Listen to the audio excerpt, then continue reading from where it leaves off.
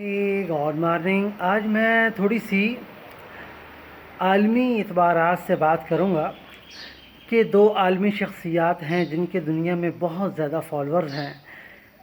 سب سے پہلے تو ہمارا گروپ ہے جسے ہم عورتوں کا نبی اور پیغمبر مانتے ہیں، اور اس کے ساتھ دوسرا جو ہے ذاکر نائک جو مردوں کو نبی اور پیغمبر مانتے ہیں. تو یہ الگ بات ہے کہ وہ قرآن اور حدیث دونوں کو فالو کرتے ہیں، ہم صرف قرآن کو فالو کرتے ہیں.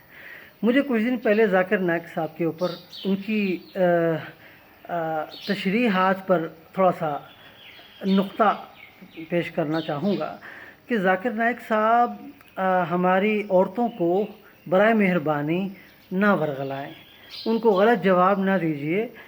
تو ہماری عورت اگر آپ کے پاس آ کے سوال پوچھتی ہے، ٹھیک ہے، ہماری عورت اگر آپ کے پاس آ کے سوال پوچھتی ہے تو اس کو غلط جواب مت دیجیے. اگر آپ قرآن سے جواب دینا چاہتے ہو. اب ہماری عورت نے، ایک یاسمین نامی خاتون نے ذاکر نائک صاحب سے سوال کیا کہ میرے والد مجھے ایک کام کرنے کو کہہ رہے ہیں اور وہ تو میں اپنے والد کی بات کیسے انکار کر سکتی ہوں کہ جو کام کرنے کو کہہ رہے ہیں، جس خامن سے شادی کرنے کی بات کر رہے ہیں، جس مرد سے شادی کرنے کی بات کر رہے ہیں، وہ یعنی کہ خارج ہے. یعنی کہ خارج مین آپ کی باتوں کو نہیں مانتے ہیں جبکہ وہ اہل کتاب ہیں. خارج اسے ہی کہا جا سکتا ہے جو اہل کتاب نہ ہو. ہندو بھی اہل کتاب ہیں، مسلم بھی اہل کتاب ہیں، کرسچن بھی اہل کتاب ہیں، یہودی بھی اہل کتاب ہیں، یعنی کہ 5 کتابیں ہیں. تو بھی اس بات کو سمجھیں گے اچھے طریقے سے تو پھر آپ کو بخوبی سمجھ میں آئے گا. تو یہ دنیا میں بہت زیادہ شور ہو رہا ہے، تو اس شور کی وجہ سے آپ دیکھتے ہیں کہ دنیا جو ہے پریشان ہو جاتی ہے. بس میں اتنا ہی کہوں گا کہ قرآن کی اگر آیت سے جواب دینا ہے تو اس کا جواب میں اضافہ کر دیتا ہوں. ابراہیم مسلم تھے، ان کے والد آزر جو تھے وہ ہندو تھے جو رامائن کو فالو کرتے تھے. تو اس پہ واضح قرآن کی آیت ہے کہ صبح میں ابراہیم جو ہے وہ پتھر کے مجسمے پتھر کے خدا کو بیچا کرتے تھے، اور شام کو وہ ڈائریکٹ خدا کی بات کیا دعوت دیا کرتے تھے. وہ اپنے رب العزت نے قرآن میں ان کے اس ادا کو قرآن میں بیان کیا. وَإِذْ قَالَ إِبْرَاهِيمُ، اس میں اس طریقے سے آیت پیش کی لِأَبِيهِ آزَرَ أَتَتَّخِذُ أَصْنَامًا آلِهَةً. اب اس بات کو میں اسی بہن یاسمین کو یہ بات سمجھاؤں گا کہ جن بہن یاسمین نے ذاکر نائک صاحب سے سوال کیا تھا اور ذاکر نائک صاحب نے غلط جواب دیا تھا، تو میں اس سوال کی صحیح تشریح کر دیتا ہوں. وَإِذْ قَالَ إِبْرَاهِيمُ لِأَبِيهِ آزَرَ أَتَتَّخِذُ أَصْنَامًا آلِهَةً، حتیٰ کہ خدا کی دعوت دینے پر بھی وہ اپنے والدین کا انکار نہیں کرنے کی اجازت ان کو.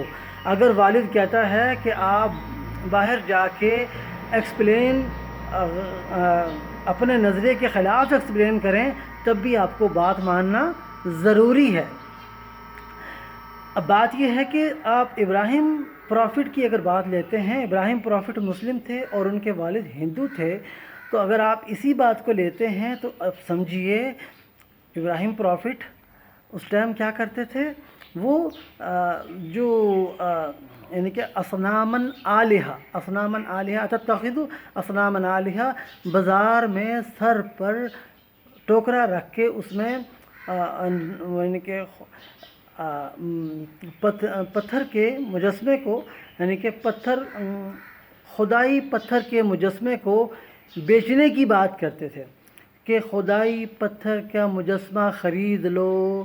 اب یہ ساتھ یہ کہہ دیا کرتے تھے، وہ تو ہسٹری بتاتی ہے، ساتھ کہہ دیا کرتے تھے یہ میرے والد کا نظریہ ہے، میرا نظریہ، میں مسلم ہوں، میں ہوں ڈائریکٹ خدا کو ماننے والا اور آپ انڈائریکٹ خدا کو مانتے ہو. بس اتنا سا فرق ہے کہ بیٹا جو تھا ابراہیم جو تھا وہ مسلم تھا، وہ ڈائریکٹ خدا کو مانتا تھا، اور جو باپ تھا آزر وہ انڈائریکٹ خدا کو مانتا تھا. یعنی کہ اس خدائی مجسمے کے توسط سے، یعنی کسی قبر کو سجدہ کرنے کے توسط سے اگر خدا کو مانا جا رہا ہے تو کوئی برائی نہیں ہے۔ تو اس لیے سب کے سب اہل کتاب ہیں، سب کے سب بلیورز ہیں، اور تمام بلیورز جو ہیں وہ مسلم ہیں، اور تمام جتنے بھی بلیورز ہیں، جتنے بھی اہل کتاب ہیں، خواہ وہ ڈائریکٹ ہیں خواہ وہ انڈائریکٹ ہیں، سب کے سب آپس میں شادی کر سکتے ہیں۔ تو اس لیے be with us David Ariel, singer and researcher, always with you. میرے اس پر بہت سارے لیکچرز بھی ہیں، تفصیلات بھی ہیں۔ ہمارے فاطمی آئین میں مختلف قسم کے اس کے آرٹیکل ہیں، ٹھیک ہے۔ فاطمی آئین کے آرٹیکل نمبر 1 کی میں تشریح شروع کروں گا، پھر آپ کے سامنے تفصیل آ جائے گی۔ آج میں سمپل ذاکر نائک صاحب کو یہ کہنا چاہتا ہوں کہ ہماری عورت اگر آپ سے کوئی سوال کرتی ہے تو خدا را اپنا مین ڈومینیشن بند کیجئے، عورتوں کو بھی زندہ رہنے کا حق دیجئے۔ Be with us David Ariel, singer and researcher, always with you. عورت آدھی نہیں، عورت پوری ہے۔